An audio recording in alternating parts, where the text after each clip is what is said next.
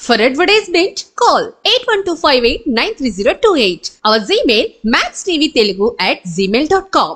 శ్రీపాదరాజం శరణం ప్రపద్యే, శ్రీదత్తరాజం శరణం ప్రపద్యే.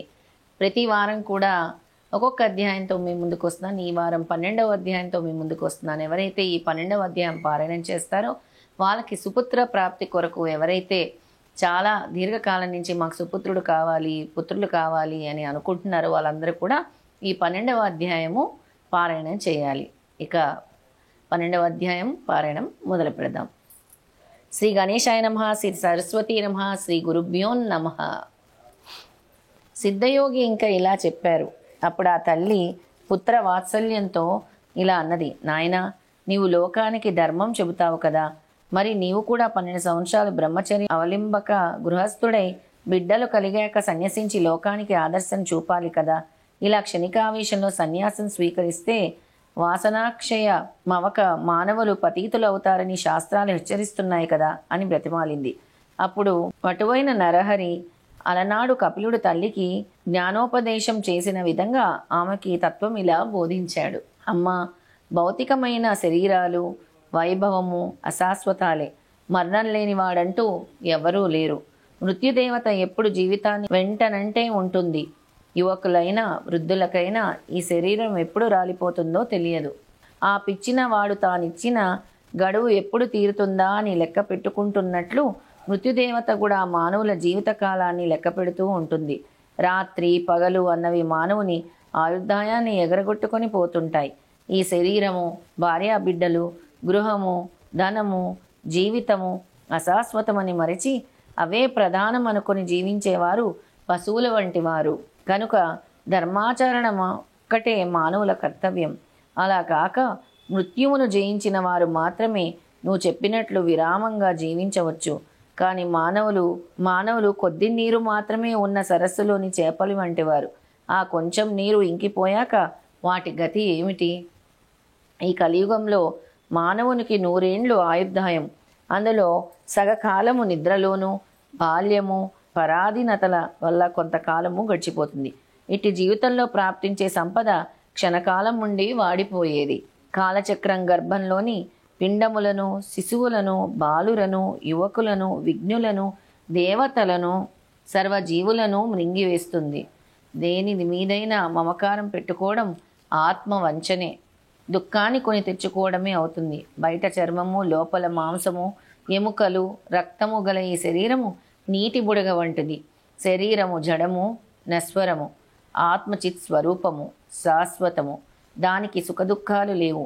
ఉన్నాయనుకోవటము అజ్ఞానం మాత్రమే. సద్గురు కటాక్షం వల్ల మానవుడు మాయని దాటాలి. ఉత్తమమైన మానవ జన్మమెత్తి కూడా ఆత్మకు శ్రేయస్సు చేకూర్చుకొని వాడే నిజమైన ఆత్మవంచకుడు, ఆత్మఘాతకుడు, బ్రహ్మ ఘాతకుడు కూడా. అమ్మ, ఈ మాట సామాన్యుల విషయంలోనే ఇంత వాస్తవమైతే కారణ జన్మనుడైన నాకేది కర్తవ్యం? విషయసుఖాలు వదలలేని వారికి నీవు చెప్పినట్లు గృహస్థాశ్రమం తర్వాత సన్యసించడమే క్రమము తగి ఉన్నది. నాకట్టి విషయవాసనలే లేవు గనక ధీమంతుడైన నాకు ఎట్టి విజ్ఞాలు రాజాలవు. నేను బ్రహ్మచర్యాశ్రమం నుండే సన్యాసము తీసుకుంటాను. నన్ను ధ్యానిస్తూ ఉండు, సంసారాన్ని దాటగలవు అని యశోదకు బాలకృష్ణుడు చూపినట్లు తన దివ్యరూపాన్ని దర్శింపచేశాడు. ఆయన ప్రసాదించిన యోగ దృష్టితో ఆమె ఆ మూర్తిని కనులారా దర్శించి ఇలా అన్నది, స్వామి, నీవు పుట్టుకలేని వాడువు. బ్రహ్మాండాలన్నీ నీలోనే ఉన్నాయి. బ్రహ్మకు కూడా నీ గుణరూపాలు కొంచెమైనా తెలియరానివి. మాయా మోహితురాలైన మానవ స్త్రీని నాకెలా తెలుస్తాయి? ఈ జ్ఞానమైనా నీవు అనుగ్రహించినదే. నీవు సత్య సంకల్పుడవు. నీ సంకల్పానికి నేను అడ్డు చెప్పను. లోకహితం చేయడానికి అవతరించానన్న నిన్ను నా పుత్రుడవని తలచి ఇంట కట్టి పెట్టుకోవడం తగదు. అయితే నీ యొక్క ఈ దివ్యమైన ఆకారం నా మనసులో స్థిరంగా నిలిచేటట్లు అనుగ్రహించు. నాకింకా పుత్రులు కలుగుతారన్నావు. మాకు ఇంకొక బిడ్డ పుట్టే వరకైనా నీవు ఇక్కడ ఉండు. అప్పటి వరకు సన్యసించడానికి నేను అనుమతించను. నీవు నా మాట వినకుండా వెళ్ళిపోతే నేను మరణిస్తాను. నిన్ను విడిచి నేను బ్రతకలేను అని ప్రార్థించింది. అప్పుడు శ్రీహరి, అమ్మా, నీకొక సంవత్సరంలోగా కవలలు పుడతారు. అంతవరకు ఉంటాను. కానీ ఆ తర్వాత నా సంకల్పానికి అడ్డు చెప్పకూడదు అని ఆమె వద్ద మాట తీసుకున్నారు. అతడు పరమేశ్వరుడన్న జ్ఞానంతో స్వామిని ఆ దంపతులు నిత్యం అర్చిస్తూ ఉండేవారు. చతుర్వేద పారంగతులు, శాస్త్ర నిపుణులు కూడా ఆయన వద్ద విద్యార్థులై కృతార్థులయ్యారు. ఆయన ఎందరికో వేదాలను బోధించారు. సామరులకు ఆయన ధర్మ సూక్ష్మాలు చెప్పేవారు. ఇలా సంవత్సరం గడిచేసరికి అంబకు 2 మగపిల్లలు పుట్టారు. వారికి 3 నెలలు రాగానే ఒకరోజు అంబ పిల్లలను ఆడిస్తూ ఉంటే నరహరి వచ్చి, అమ్మ, నేను చెప్పినట్లే వీరిద్దరూ పుట్టారు. నీకు ఇంకా 2 కొడుకులు 1 కూతురు కలుగుతారు. నీ కోరిక ఫలించింది. నా మాట నిలబెట్టుకున్నాను కనుక నీవిచ్చిన మాట ప్రకారం నాకు అనుమతిస్తే నేను తీర్థయాత్రలకు బయలుదేరుతాను. అయితే నీవు మాత్రం నన్ను సంతోషంగా సాగనంపాలి అన్నారు. అప్పుడు తల్లిదండ్రులు ఆయనకు నమస్కరించి, మేము ఇంతవరకు మాయలో తగులుకొని నీవు మా బిడ్డవనే భ్రాంతితో ఎప్పుడైనా నిష్ఠూరాలాడి ఉంటే మమ్మల్ని క్షమించు. నీవే మా కులదైవమని ఇప్పుడు తెలుసుకున్నాము. నీవు మా వంశాన్ని ఉద్ధరించడానికి ఇక్కడ జన్మించావు. నీవు మా రక్తమాంసాలు పంచుకోవడం ద్వారా మా దేహాలు కూడా పవిత్రమైనాయి. ఇక ముందు మా గతేమిటి అన్నారు. మీ దర్శనం ఇంకెప్పటికీ లేకుంటే మేము ఎలా జీవించగలము అన్నారు. అప్పుడు నరహరి, మీరు ఎల్లప్పుడూ నన్ను ధ్యానించండి. మీకు ఇక జన్మ ఉండదు. అమ్మా, నీకు నన్ను చూడాలని ఉంటే నన్ను స్మరిస్తే తక్షణమే నీకు నా దర్శనం అవుతుంది. 30 సంవత్సరాల తర్వాత నేను మళ్ళీ మీ వద్దకు వస్తాను అని చెప్పారు. అలా తల్లిదండ్రుల అనుమతి తీసుకొని ఆయన తలపై శిరస్థానము, కౌపీనము, కాషాయాంబరము చేత దండము ధరించి చిరునవ్వులొలికిస్తూ మహా సంతోషంగా బయలుదేరాడు. ఆ దృశ్యం చూసిన జనము 9 సంవత్సరాల పిల్లవాడు ఇల్లు విడిచిపోవడానికి ఆ తల్లి ఎలా అనుమతినిచ్చింది అని ఆశ్చర్యపోయారు. కొందరు, ఈయన అవతారమూర్తి, ఈయనను కన్న తల్లిదండ్రులు ధన్యులు అన్నారు. సాధువులు ఆయన భగవంతుడనే భావంతో నమస్కరించారు. ఆ గ్రామస్తులందరూ కొంత దూరం వెళ్ళి ఆయనకు వీడ్కోలు పలికి చెప్పి తిరిగి వెళ్ళాక తల్లిదండ్రులు మరికొంత దూరం ఆయన వెంట వెళ్ళారు.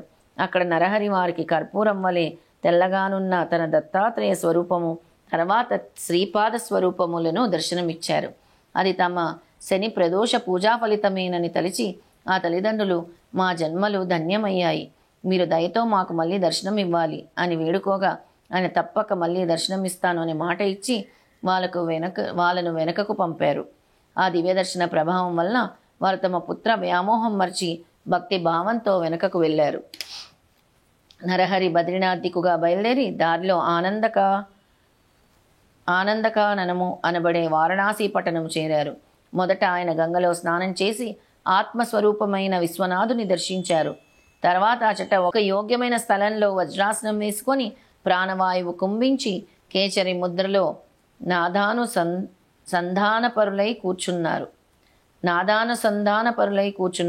ఆయన నిత్యము 3 వేళల మణికర్ణికా ఘట్టానికి వెళ్ళి శ్రద్ధగా గంగా స్నానం చేసి వస్తుండేవారు.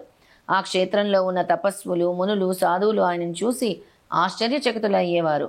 యవ్వనం కూడా పూర్తిగా రాకముందే అంతటి వైరాగ్యము, కఠోరమైన తపస్సు చూచి ఆయన యోగ్య పూర్ణుడని తెలుసుకుని నమస్కరిస్తూ ఉండేవారు. అచటి యతులలో వృద్ధుడు శ్రేష్ఠుడు అయిన కృష్ణ సరస్వతి ఆయనకు భక్తితో నమస్కరిస్తూ ఉండేవాడు. ఆయన సాక్షాత్తు అవతార పురుషుడని, సన్యాస మార్గాన్ని పునరుద్ధరిస్తున్నారని, ఆయన విశ్వగురుడైనప్పటికీ లోకోద్ధరణ కోసం మాత్రమే ఆదర్శప్రాయుడై సాధకుడిలా తపస్సు చేస్తున్నాడని, కనుక ఆయన వయస్సులో చిన్నవారైన జ్ఞానంలో వృద్ధులే గనక ఆయనకు యతులు కూడా నమస్కరించవచ్చని కృష్ణ సరస్వతి చెబుతుండేవారు. చివరకు ఆ కృష్ణ సరస్వతి స్వామి ఆదేశానుసారం ఆయన శిష్యులు నరహరి వద్దకు వెళ్ళి నమస్కరించి, స్వామి, మీరు పరమేశ్వరులే గాని మానవమాతృలు కారు. సజ్జనులను ధర్మాన్ని ఉద్ధరించడానికి భూమిపై అవతరించిన మహాప్రభువులు. శ్రీ ఆదిశంకరులు స్థాపించిన సన్యాస మార్గం దాదాపు లుప్తమైంది. దానిని మరలా మీరే నిర్దుష్టం చేసి విస్తరింపజేయాలి. అధికారులు కాని వారికి ఈ మార్గం భయంకరమైనదైనా బుద్ధిమంతులకు సులభంగా ఆత్మానందాన్నిచ్చే ఈ సన్యాస మార్గాన్ని మీరే పునరుద్ధరించాలి. సన్యాసులమైన మేము ఇప్పుడు మిమ్మల్ని సేవిస్తే లోకనింద ఏర్పడుతుంది. కనుక మీరు కూడా సన్యసిస్తే మేము కూడా మీ సేవ చేసుకోవచ్చు అని ప్రార్థించాడు. నరహరి వారి ప్రార్థనను మన్నించి సత్సాంప్రదాయ సముద్ధరణ కొరకు శ్రీ కృష్ణ సరస్వతి పాదాలను గురువుగా స్వీకరించి శాస్త్ర పద్ధతిని వారి వద్ద సన్యాసం స్వీకరించారు. అప్పుడు గురువిచ్చిన దీక్షానామం శ్రీ నృసింహ సరస్వతి. తర్వాత ఆయన కొంతకాలం కాశీపట్టణంలోనే ఉండి మానవులకు 4 పురుషార్థాలను ప్రసాదించగల వేదార్థాన్ని భక్తులకు ప్రవచించారు. అంతవరకు గురుకథను శ్రద్ధగా వింటున్న నామధారకుడు, స్వామి, నాకొక సందేహం కలుగుతున్నది. విశ్వగురుడైన శ్రీ గురునికి ఇంకొకరు గురువెలా కాగలరు? గురువును ఆశ్రయించిన ఆయన సాధించవలసినది ఏమున్నది అని అడిగారు. సిద్ధయోగి ఇలా చెప్పాడు. పూర్వము శ్రీరామచంద్రుడు వశిష్ఠ మహర్షిని, శ్రీకృష్ణుడు సాందీపన మహర్షిని గురువులుగా వరించినట్లే శ్రీగురుడు కూడా శ్రీకృష్ణ సరస్వతి స్వామిని గురువుగా ఎన్నుకొన్నారు. ఈ గురు సాంప్రదాయం అనాదిగా వస్తున్నది. దీనికి మూలపురుషుడు సదాశివుడు, ఆయన శిష్యుడు విష్ణువు, విష్ణువుకు శిష్యుడు బ్రహ్మదేవుడు. అటు తర్వాత గురు పరంపర ఇలా కొనసాగింది. బ్రహ్మదేవుడు నుండి వశిష్ఠుడు, శక్తి, పరాశరుడు, వ్యాసుడు, శుకుడు, గౌడపాదుడు, గోవింద భగవత్పదాచార్యులు, శంకర భగవత్పాదులు, విశ్వరూపుడు, బోధ జ్ఞానగిరి, సింహగిరి, ఈశ్వరతీర్థుడు, నృసింహతీర్థుడు, విద్యారణ్యుడు, మలయానందుడు, దేవతీర్థుడు, యాదవేంద్ర సరస్వతి, కృష్ణ సరస్వతి. ఈ కృష్ణ సరస్వతి స్వామియే శ్రీ గురుడని ప్రసిద్ధికెక్కిన శ్రీ నరసింహ సరస్వతి స్వామి యొక్క గురువు. తర్వాత శ్రీ గురుడు తాము స్వయంగానే పవిత్రులైనప్పటికీ అనేక పుణ్యతీర్థాలు దర్శిస్తూ బద్రికాశ్రమం చేరారు. తర్వాత ఆయన మేరు పర్వతానికి ప్రదక్షిణంగా సంచరిస్తూ సర్వక్షేత్రాలు దర్శిస్తూ పుణ్యతీర్థాల్లో స్నానం చేస్తూ శిష్యులతో కలిసి గంగాసాగర సంగమం చేరారు. ఆయన మొదట గంగకు ప్రదక్షిణంగా ప్రయాగ వరకు తటాకయాత్ర చేశారు. అది కూడా గంగా ప్రదక్షిణంతో సమానమే. అందుకే ప్రయాగను కూడా గంగాసాగరం అంటారు. ప్రయాగలో వారికి ఎంతోమంది శిష్యులయ్యారు.